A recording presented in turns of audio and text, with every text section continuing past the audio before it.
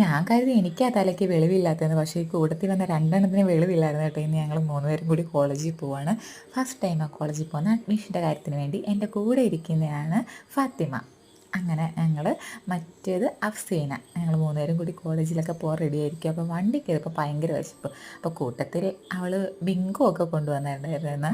അതൊക്കെ ഞങ്ങൾ കഴിച്ചു. പിന്നെ നല്ല വെയിലെന്ന് പറഞ്ഞാൽ നല്ല വെയിൽ. അപ്പോൾ ഞാനും തലയിൽ തുണി ഇട്ട് കേട്ടോ. വേറെ മതമൊന്നും മാറിയിട്ടൊന്നുമില്ല. അങ്ങനെ കോളേജിൽ പോയിട്ട് തിരിച്ച് വന്നപ്പോൾ കായംകുളം വഴിയാണ് കേട്ടോ വന്നപ്പോൾ. കായംകുളത്ത് ഇറങ്ങിയപ്പോഴത്തേക്ക് എല്ലാവർക്കും ഭയങ്കര വിശപ്പായിരുന്നു. അങ്ങനെ ഞങ്ങൾ ഹോട്ടലിൽ കയറി. നല്ല മസാല ദോശ പറഞ്ഞിട്ടുണ്ടായിരുന്നേ. എൻ്റെ അമ്മോ, മസാല ദോശയാണോ റബ്ബർ ദോശയാണോ എന്നറിയത്തില്ലായിരുന്നു. കാരണം ഒരു കാശിനും കൊള്ളത്തില്ലായിരുന്നു. ചട്നി ആയാലും എന്തായാലും എനിക്ക് ഉഴുന്ന് വട മാത്രമേ ഇഷ്ടപ്പെട്ടു. ഈ കാണുന്ന പോലെ ടേസ്റ്റ് ഒന്നും ഇല്ലായിരുന്നു. കാരണം മാവിന് ഭയങ്കര കട്ടിയായിരുന്നു കേട്ടോ.